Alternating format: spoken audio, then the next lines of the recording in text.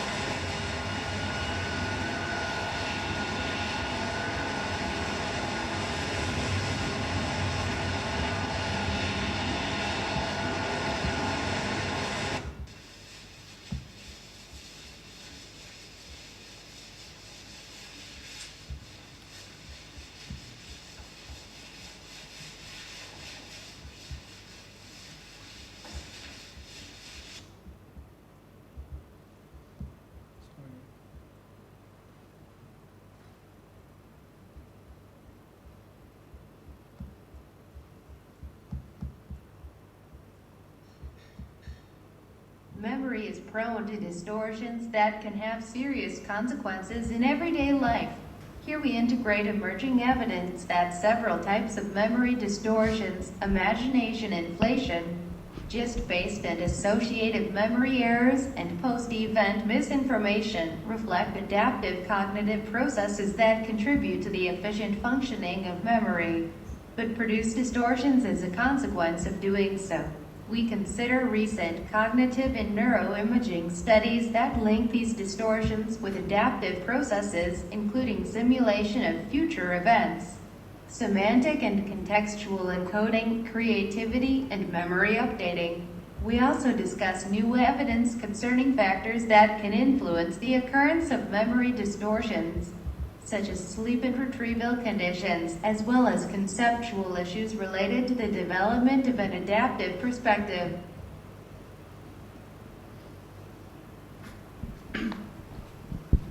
Memory and history.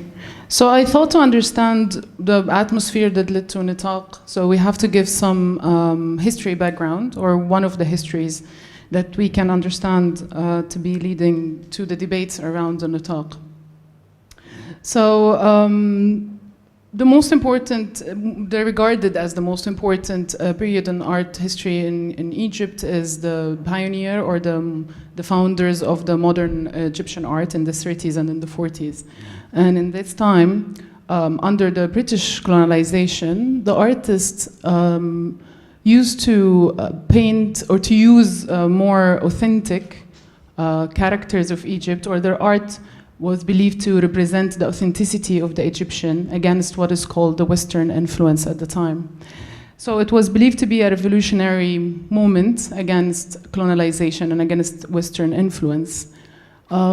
Such examples used to go back in history to pharaohs or to some peasant characters representing Egypt as to be believed the most images that were not Westernized yet or touched by the Western values. In 1952, the military coup happened in Egypt, and after that we have the Nasserist era, nationalist, socialist dictatorship. And the state started to confiscate or nationalize all the culture venues and all art institutions. It wasn't until the 1974 and 1978, by the Camp David Treaty and the open door policies adopted by Sadat, that we had again private galleries and privatization of the public sector. So by the end of the 80s, beginning of the 90s, we have the first galleries opening in Cairo. And by the 90s, the scene of private galleries started to flourish. So when Nitaq happened in 2000 and 2001 with its two editions, a lot of the criticize against it was founded in this idea of the pioneer's art, or this art against the westernization. The artists were accused to be not authentic enough as they don't represent the true face of Egypt or the true face of pharaohs and the history of Egypt. I have here one of the quotes to reply to those criticize or claims by Iman Isa, one of the artists who participated in the event and was so-called from the 90s generation. From the start, modern Egyptian art has been derivative of European art. Movements like the Impressionist, Cubist, Surrealist, and Social Realists. The modern Egyptian art uses language that are not originally Egyptian, does not necessarily diminish its authenticity. Artists like Yusuf Saida integrates the warm colors and distorted perspectives of the Fufist school that Matisse typifies, yet still manage to express individual experiences. The new generation of artists and their audience relate to and express international influences differently than the audience of the pioneers. So perhaps the cold response of some artists to the contemporary spirit that dominated the festival is the result of generation gap.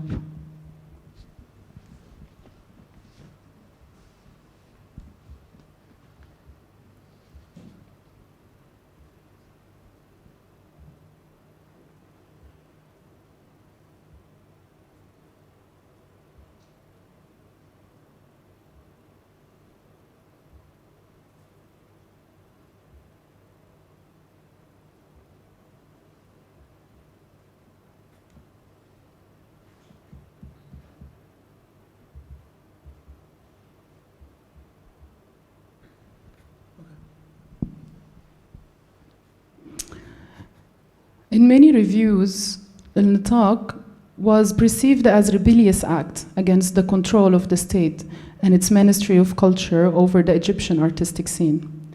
In most of these writings, the festival is acknowledged as the milestone for many Egyptian artists of so-called 19th generation. Before A.L-Nitaq, it was only the Ministry of Culture that represented Egyptian art in international biennales and festivals. Some see the international recognition that this generation of artists have received after the festival as the best achievement of A.L-Nitaq.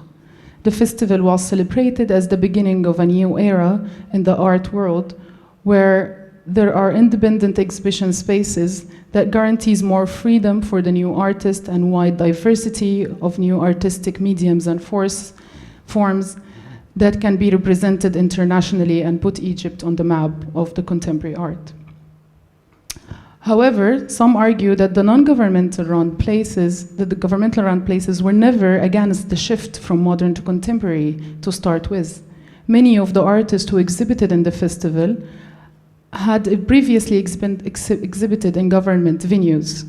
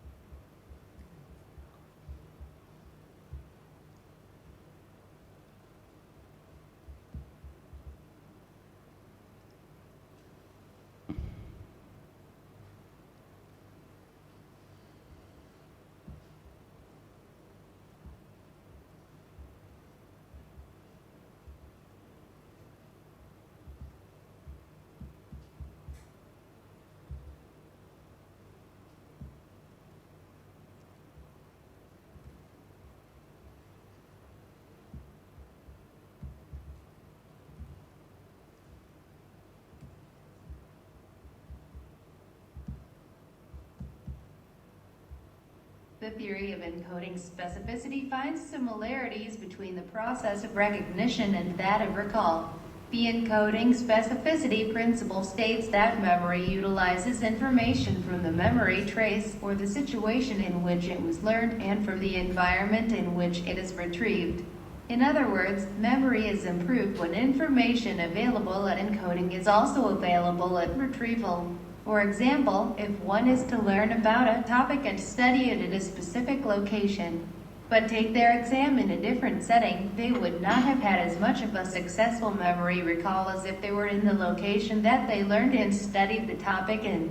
Encoding specificity helps to take into account context cues because of its focus on the retrieval environment, and it also accounts for the fact recognition may not always be superior to recall. Quote,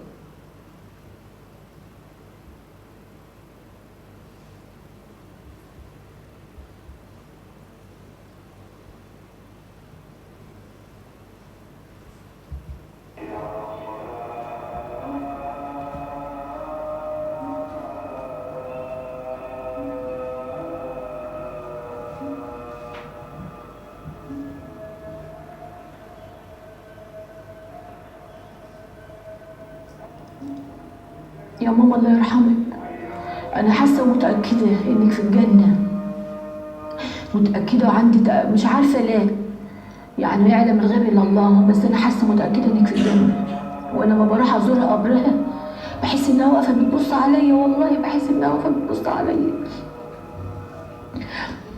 الله يرحمها، الله يرحمها. وهي جت لي في المنام مرتين، لو إن قالوا لي اللي يبصها ما يجيلوش، لأن هي جت لي. أنا طلبتها في رمضان، والله طلبتها وقلت يا رب تجيلي، ده وحشتني. لقيتها تاني يوم جت لي في المنام، ولقيتها بتبعد عني شر هيحصل لي في المنام ده. الله يرحمها، كان نفسي تكون موجودة معايا. اقول لها ان احنا كويسين يا ماما، اطمني علينا، انا اخواتي اغلى حاجه في حياتي، اغلى حاجه مفيش بعد اغلى منهم في الدنيا. انا اليوم اللي ما اكلمش اخواتي فيه يا ماما مش معقوله ابدا، مش معقوله. انا منى شادي اختي بحس انها تعبانه ببقى هنجنن علشانها. احنا مترابطين يا ماما جدا، ودروسك مش هننساها ابدا ابدا، لان دي الحاجه الوحيده المغروزه فينا، بتجري في دمنا، بتجري في دمنا، مش هتروح مننا ابدا. لان انتي علمتنا الحب وعلمتنا الحنان وعلمتنا الامان، اننا عمرنا ما نزعل من بعض ابدا.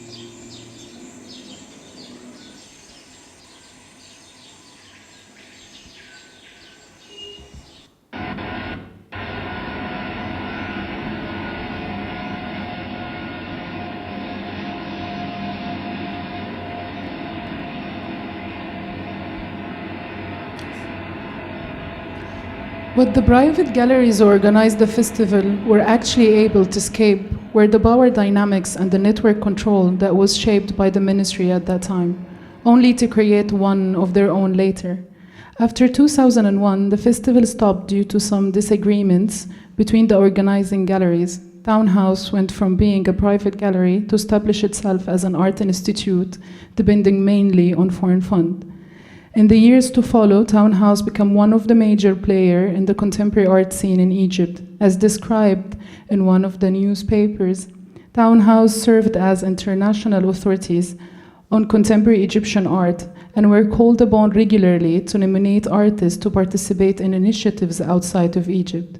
In other words, it played almost the same role that the Ministry of Culture once monopolized before.